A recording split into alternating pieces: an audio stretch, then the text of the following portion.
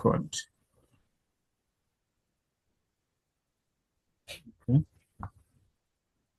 Yeah, I think it's recording.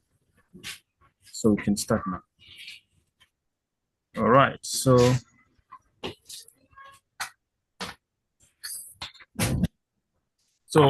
if you are given this kind of question, so let's solve this simple question. If it's multiplication, we know that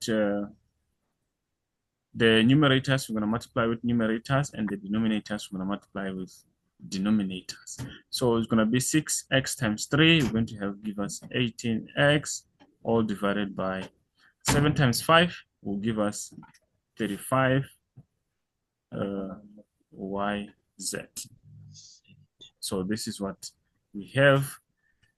These are rather simple. Let me just skip to the next example. Okay. I think you all understand this one. It's just a simple one. All right. So let me erase this.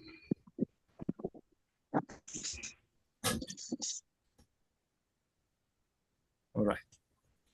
So now let's come to this one, number 3. It's also an easy example. Don't worry, we're going to get to the difficult ones. This is just to refresh our mind so that we can remember. So if we've got one like this, you know what we do. This bracket, this now will multiply with this, and then this with this, then this one with this, and then this one with the other one. So it will be equals to 2x times 3x is going to give us 2 times 3 is 6, then x squared. Okay. Then 2x multiplied by minus 2y is going to give us minus 4xy. And then 3x multiplied by y is going to give us plus 3xy. And then plus y multiplied by minus 2y is going to give us minus 2y squared. So this is what we have. Then 6x squared. And then we have like terms here. You can see 4xy plus 3xy minus 4xy plus 3xy. They are like terms. So minus 4xy plus 3y. 3xy is going to be minus xy. And then minus 2y squared. Yeah, it seems like someone they forgot to mute themselves there. Just mute so that we cannot disturb everything. So I think so far you can all hear and understand what we are doing here. So I'm just going to move on to the next one. Factorize. I think you did the factorizing from grade 11 up to grade 12. By now, you should be familiar with factorizing. So yeah, let's just continue then.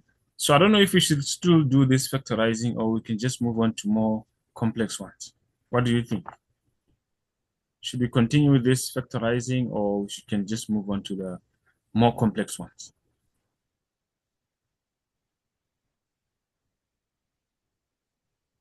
Yeah, just let me know on the chat.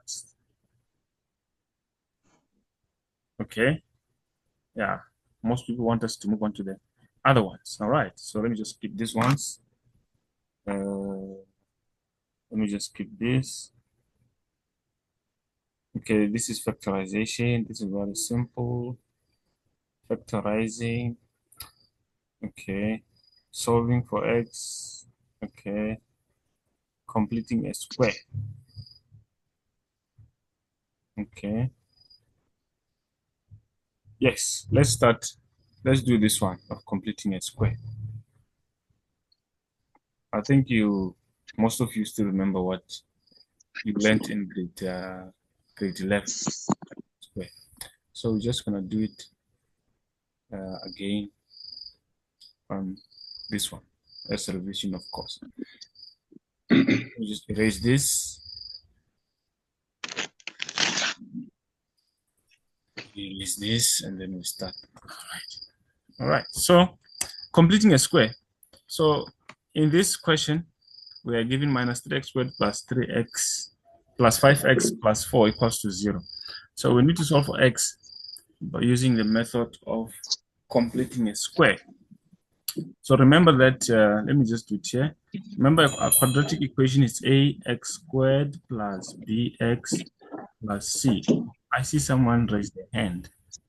Okay. Yes, Abongile, you can. Sorry, sir. Yes. I cannot see the signs so clearly. The signs. Yes, sir. It seems like it's 3x squared 1, then 5x1. I cannot see clearly. Okay. It's minus 3x squared plus 5x plus 4 equals to 0. Thank you, sir. Yes. All right. So just a reminder, let me do this. All right. It's fine. So remember, our quadratic equation is in the form of y equals to ax squared plus bx plus c. So remember, the coefficient of x squared is our value of a, and then we've got b, and we've got c here, which is our constant. So in this case, our c is 4, our b is 5, and then our a, it's minus 3. So when we're completing a square, we have to make sure that the coefficient of x squared is positive. You see here, we've got x squared here. So this number here, this one here, it has to be a positive number. So to make it positive, what do? We simply transpose it to the other side. So we're going to transpose everything to the other side. So it's going to be, remember, it's negative 3x squared. So it's going to be 3x squared. Then this is minus 5. This is plus 5. If you transpose it, it's going to be minus 5x. Then you transpose the 4, minus 4. And then this side will be left with 0. Do you all understand? So the coefficient of that is positive. Now, here also, the x squared, the coefficient of x squared has to be 1. So we have to divide again by 3, 3, 3, 3. So we're going to have 0 equals to x squared minus 5 over 3, x minus 4 over 3. I don't know if you all understand so far before we proceed. Abongi, yes. Yes, you raise the hand, you can say.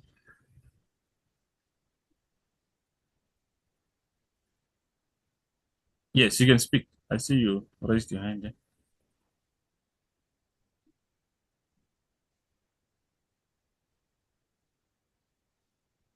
Yes, Abongile, you wanted to say something. Oh, I see Liajo. Liajo. Yes, you can speak. So, aren't we using the quadratic formula? Yes, now we're solving for x by completing a square. Ne? Oh, okay. Yeah, the method here is completing a square. I know we can get the answer by using a quadratic formula, but there is where, when we're doing graphs, there's where we need to find the turning point. So that's when we have to, if we are given a quadratic equation like this, we have to make it in the turning point form by completing a square. So that's why we're doing completing a square here.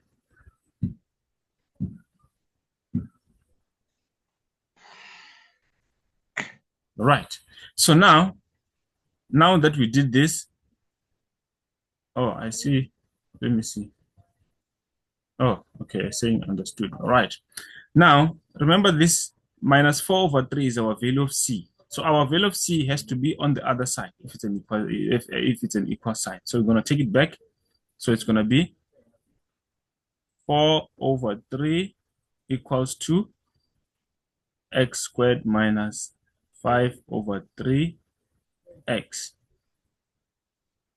Then we're going to say what? We're going to say half 1 over 2 of b squared. Then we add it on one side, then we subtract it on the other side. So for now, the next step is to look for half of b squared.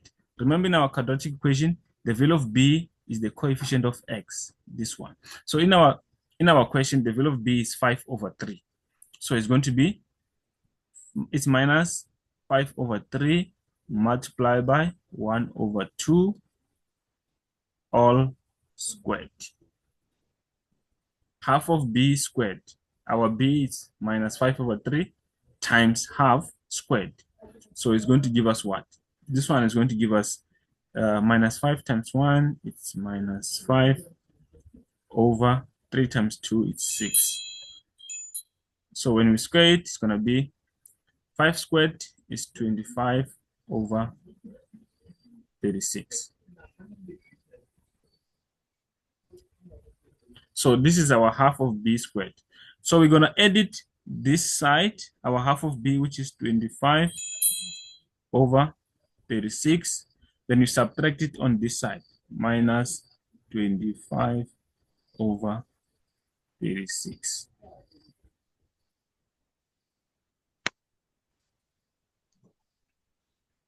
I don't know if you all understand. You all understand. So fine, we can continue. If you don't understand, we can start afresh. All right. So this is what we have now. So after that,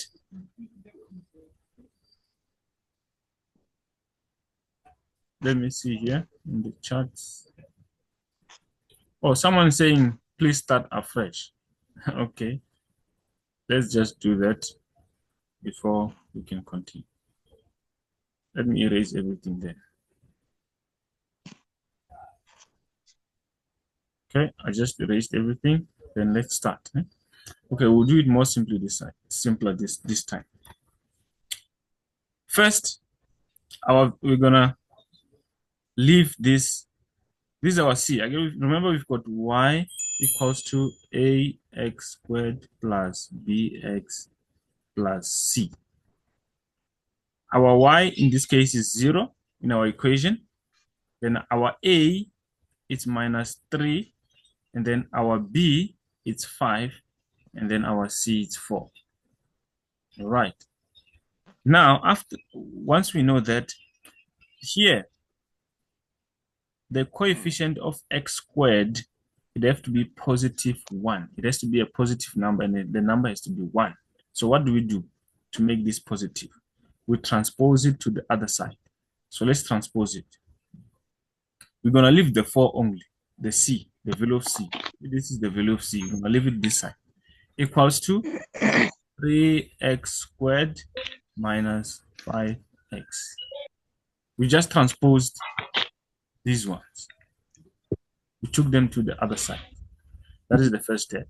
Then the second step is to make sure that the coefficient of x squared is 1. So we have to get rid of this number here. So to do that, we divide by 3, 3, 3. What we do on the left-hand side, we also do on the right-hand side. So it's 4 over 3 equals to x squared minus 5 over 3x.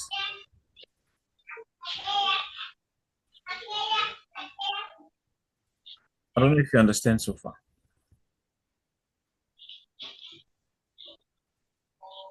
Okay, you understand so far, right? I don't know if you understand so far. I can proceed now. All right. Okay. So after after this step, the next thing to do is to find 1 over 2 times b. Then you square it. So looking at this, our value of b is this one. Remember bx. Our value of b here is 5 over, it's minus 5 over 3. So we write it here. 1 over 2 times minus 5 over 3 whole squared, which gives us minus 5 over 6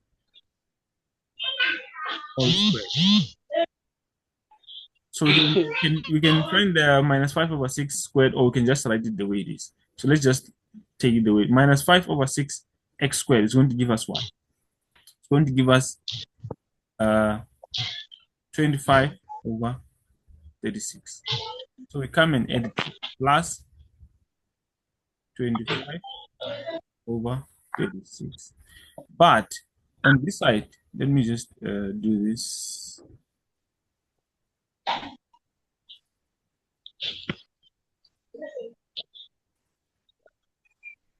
We're going to subtract it this side. Minus 25 over 36.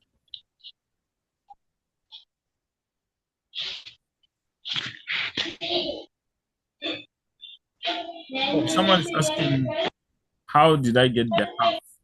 This is the formula, né?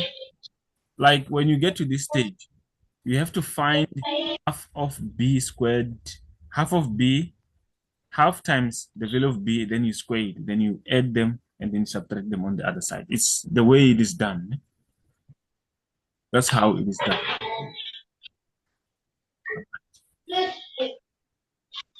So from there, we need to find, someone press the calculator and give us the value of 4 over 3 minus 25 over 36.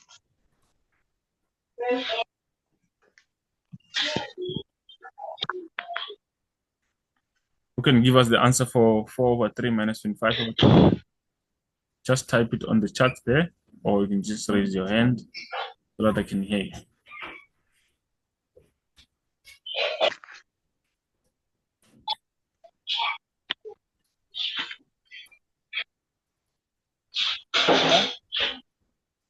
Divided by 3 minus 25 over 36.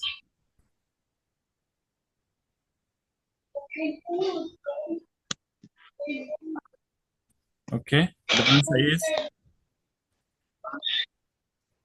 23 over 36. I don't know if you all got the same.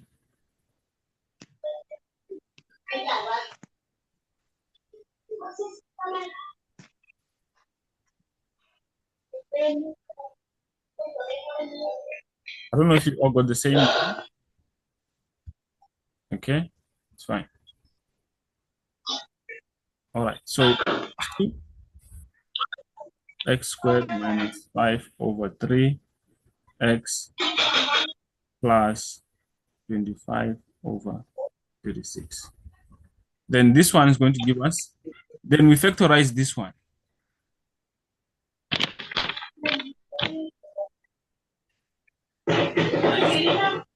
We're going to factorize this one. So it's going to be x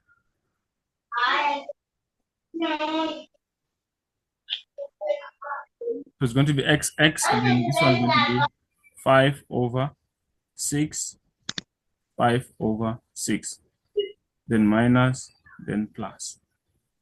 This is 23 over 36. Okay, let me erase this side so that I can have space here.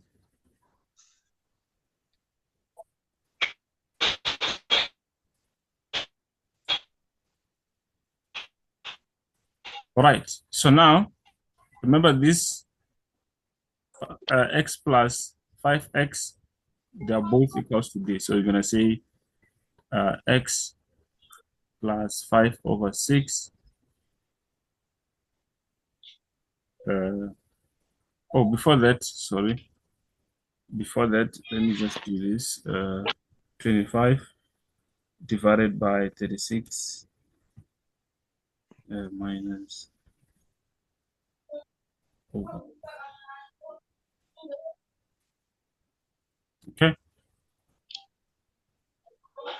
So equals to 23 over 36, or x minus 5 over 6 equals to 23 over 36.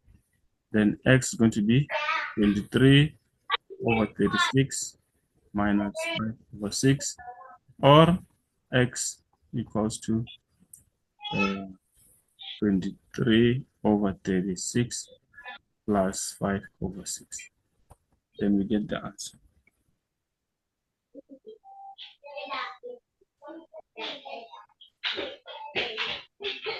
So the answer will be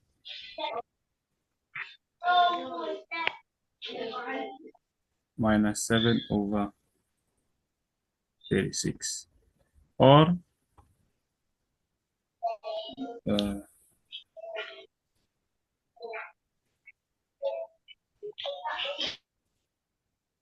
53 over 36. So this is how we solve this one. I hope you all understood. If you didn't, it's fine. We're going to do another example so that you can understand better.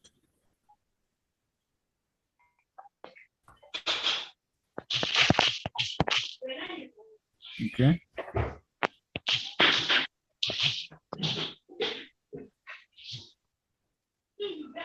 All right.